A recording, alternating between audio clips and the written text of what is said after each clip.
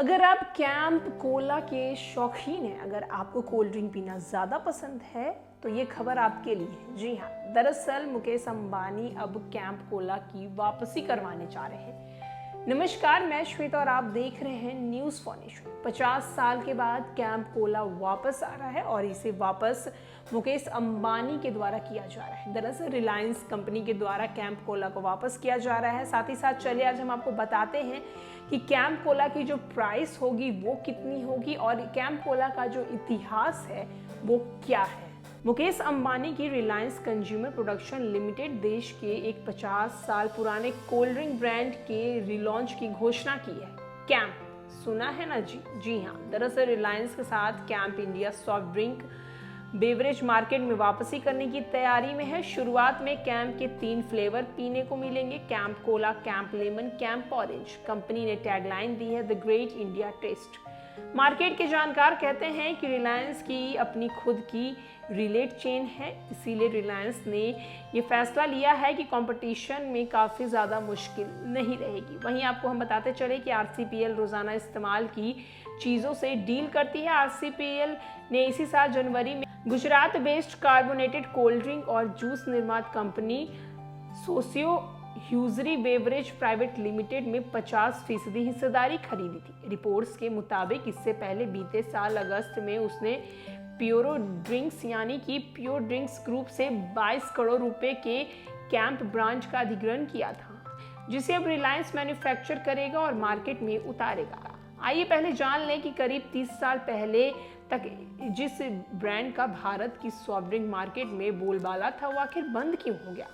अचानक गायब हो जाने वाले विमान और दशकों के बाद उसके वापस नजर आने जैसी तिलस्मी कहानी नहीं है। लोगों का पसंदीदा camp Cola share business competition का शिकार हुआ था। साल 1949 में अपनी एंट्री के बाद से साल 1975 के आसपास तक इंडिया की पसंदीदा कोल्ड ड्रिंक कोको कोला हुआ करती थी।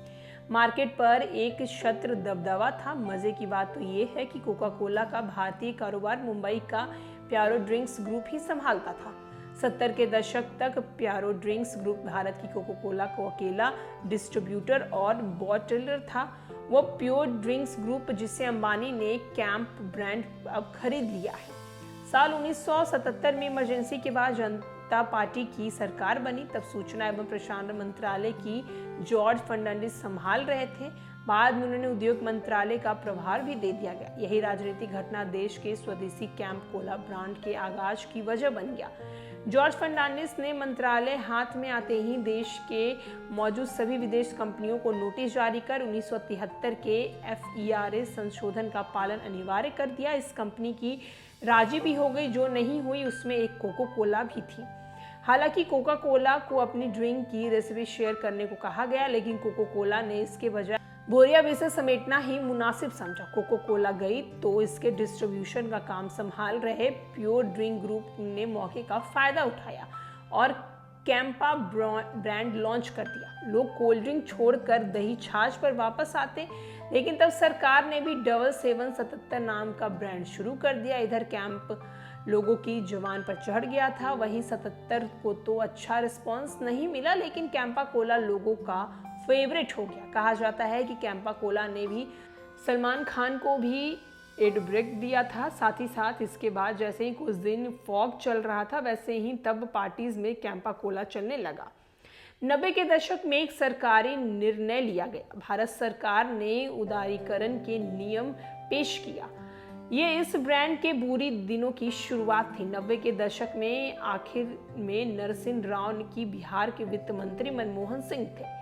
उन्होंने इंडियन इकोनॉमी को उदार बनाने के लिए सुधार के नियम पेश किए, जिसमें विदेशी ब्रांड के लिए भारत के व्यापार आसान हो गए। कोका कोला को दूसरा मौका मिल गया। उसने 20 साल के बाद फिर एंट्री मारी। कैंप की टक्कर में सिर्फ कोका कोला होता था, वहीं गनीमत थी एक और ब्रांड आ गई, पेप्सी। दोनों का स्वाद और जबरदस्त मार्केटिंग स्ट्रेटेजी के आगे कैंपा का दम उखड़ गया। रेस की दोनों कंपनियों कहीं आगे निकल गई। साल 2001 आते आते कंपनी का दिल्ली ऑफिस और बॉटलिंग प्लॉट बंद हो गया। हालांकि हरियाणा में कुछ हिस्से में कंपनी कारोबार कर रही थी।